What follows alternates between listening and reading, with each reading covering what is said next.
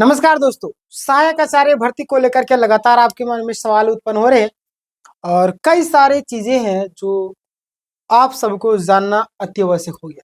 तो आज के इस वीडियो में मैं सवाल आपके जितने भी सवाल हैं उन सारे सवालों को कवर किया हूं और उसका जवाब भी लाया। और अगर कोई सवाल छूट जाता है तो आप कमेंट करके जरूर बताइएगा। रिजल्ट आपका 1 to 5, 6 to 8 का ये जेएसएससी का अपडेट है और रिजल्ट आपका आएगा आज या कल, उसको लेकर के बातें निकल करके आ रही। सबसे पहले आप यहाँ पे देखिएगा, मैं कुछ चीजें ऐसे पॉइंट लेकर के आया हूँ जो आप सबके लिए जानना अति आवश्यक हो गया। सबसे पहले आप यहाँ पे देखिए तो आपको समझ में आएगा। क्या समझ में आएगा? जो भी समझ में आएगा देख लीजिएगा। प्रश्न उत्तर झारखंड सहायक आचार्य भर्ती को लेकर के, रिजल्ट को लेकर के। सबसे पहला प्रश्न आपके मन में कि झारखंड जो आपका सहायक आचार्य भर्ती है ना, सहायक आचार्य भर्ती का जो रिजल्ट है कब आएगा?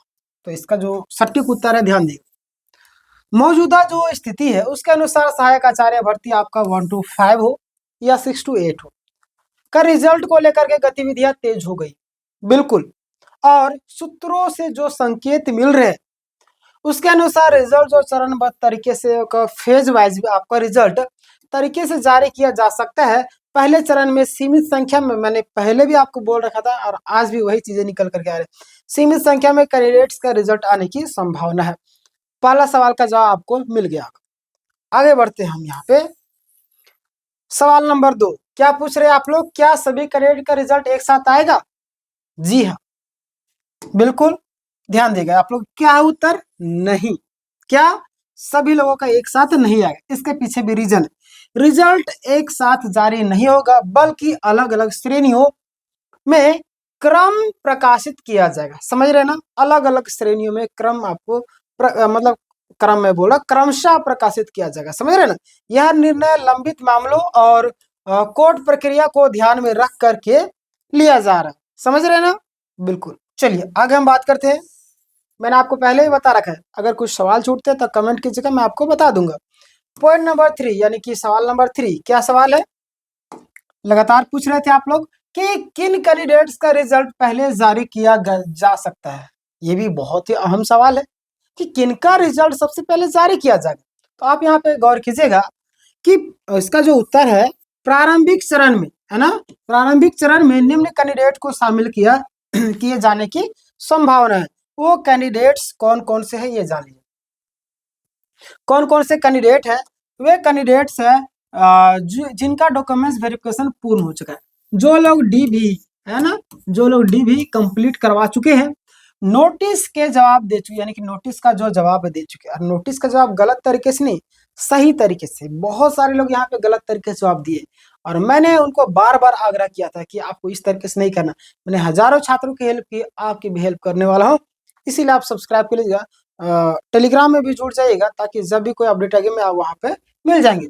एनसीएल से संबंधित आपका प्रकरण वाले जो भी कैंडिडेट है ना, गणित और विज्ञान विषय के कुछ अभ्यर्थियों का भी रिजल्ट आएगा। क्लियर? यहाँ से क्लियर हो गया। अगला सवाल आपके सामने कि नोटिस प्राप्त करने वाले कैंडिडेट, है ना, नोटिस प्राप्त करने वाले कैंडिडेट्स का जो रिजल्ट है आएगा या नहीं। सबसे बड़ा ये भी सवाल उत्पन्न हो रहा है। जी हाँ, उनका रिजल्ट आएगा। कैसे? किनका किनका ये भी देख लीजिए। देखिए, जिन कैंडिडेट्स को नोटिस जारी किया गया था और जिन्होंने निर्धारित समय में उत्तर दे दिया, जो उनको समय सीमा दिया गया था उस समय सीमा में उन्होंने रिजल्ट को दे दिया, मतलब सॉरी उसका नोटिस का जवाब दे दिया, उनका रिजल्ट कंबाइन लिस्ट में शामिल किए जाने की संभावना है। यहाँ से क्लियर हो गया आपको। आगे मैं बढ़ता हूँ कि जिनका रिजल्ट, जो भी कैंडिडेट है अब तक नहीं आया है, उनका रिजल्ट का मतलब कि नहीं आने का क्या कारण है? ये लगातार आप सभी पूछ रहे थे कि जिनका रिजल्ट अभी जो आपका है ना, अब तक रिजल्ट नहीं आया तो उसका क्या कारण है? तो जवाब देख लीजिए। रिजल्ट में देरी के मुख्य कारण निम्नवत है। कौन कौन से ये भी जान लीजिए। कोर्ट में लंबित याचिकाएं, आपको पता होगा कि कोर्ट में आपको कितना केस चल रहा है, लगातार केस चल रहे हैं। तो कोर्ट में आपका जो लंबित याचिकाएं हैं, न्यूनतम प्रतिशत आपका 45% वाले हो, 50% वाले हो, है ना, संबंधित जो भी आपका मामला है। फिर आपका है विषय संयोजन यानी कि सब्जेक्ट कॉम्बिनेशन का जो विवाद है, इसको लेकर के भी। फिर आपका नॉर्मलाइजेशन की जो प्रक्रिया, इन्हीं कारणों से आयोग स्तर पर मतलब लगातार बैठकें की जा रही, जिसके कारण आपका रिजल्ट अभी मतलब कि रुका हुआ है। समझ रहे हैं? आगे बात करते हैं। मामला जब तक क्लियर नहीं होगा तब तक रिजल्ट नहीं जारी होगा। आगे देखिए, प्रश्न संख्या 6। इतना सारा प्रश्न मैं लाया हूं ना, वीडियो लंबा होगा और घबराने की जरूरत नहीं, पूरा वीडियो देख के जाएंगे। देखिए इस तरह 6 क्या बोल रहा है, 45-50% अंकों वाले अभ्यर्थियों को क्या होगा?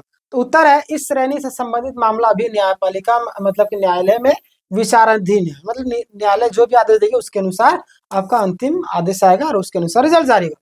यानी इन सीटों को रिजर्व रखा गया, फिलहाल इन सीटों पर नियुक्ति प्रक्रिया आगे नहीं बढ़ेगी। समझे? चलिए आगे बात करते हैं। अगला सवाल आपके सामने आता है, एसएसटी यानी कि सोशल साइंस का जो रिजल्ट है वो क्यों रुका हुआ? ये भी लगातार आप सवाल कर रहे थे, आखिर इनका रिजल्ट रुकने का क्या रीजन है?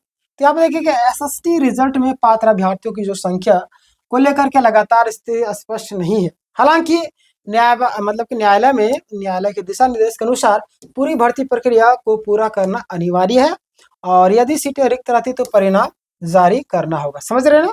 यहाँ से क्लियर हो गया। आगे बात करते हैं। अगला सवाल आपके सामने आता है कि संशोधित जो भी चीजें है, संशोधित सूची से बाहर किए गए अभ्यर्थियों का स्थिति क्या बन रहा है, अभी तक का उनका स्थिति क्या बन रहा है जो संशोधित से बाहर है?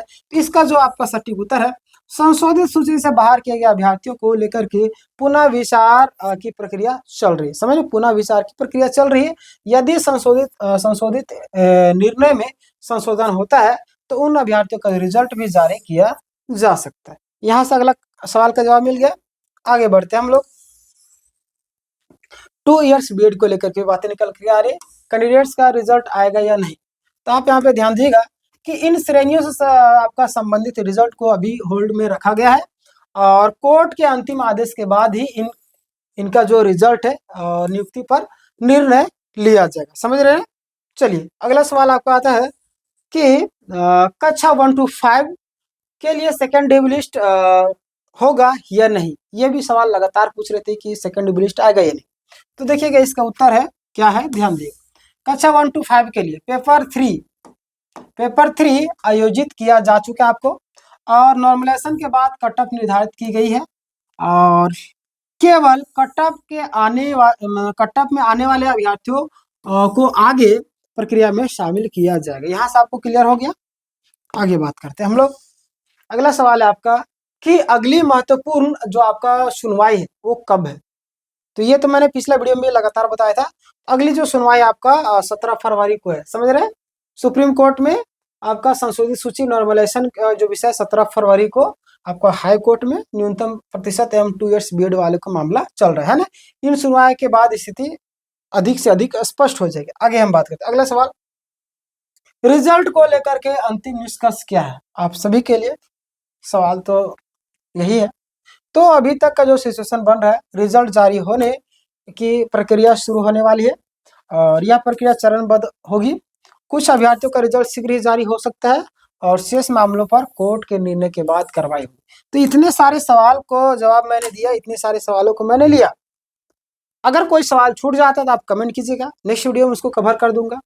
और इस वीडियो को ज्यादा से ज्यादा लोगों तक शेयर किए, ज्यादा से ज्यादा ग्रुपों में शेयर किए। मैं बोलता हूँ कि जितना आप लोगों की हेल्प करेंगे ऊपर वाला भी आपको हेल्प करेगा, इसीलिए दूसरों की भी हेल्प कीजिए। इस वीडियो को जरूरतमंदों तक शेयर कीजिए, ग्रुपों में शेयर कीजिए ताकि उन तक सही वीडियो पहुंच सके। अभी तक आपने चैनल को सब्सक्राइब नहीं किया, सब्सक्राइब कीजिए और लाइक नहीं किया, लाइक कर दीजिए। मिलते हैं नेक्स्ट वीडियो में, तब तक के लिए धन्यवाद।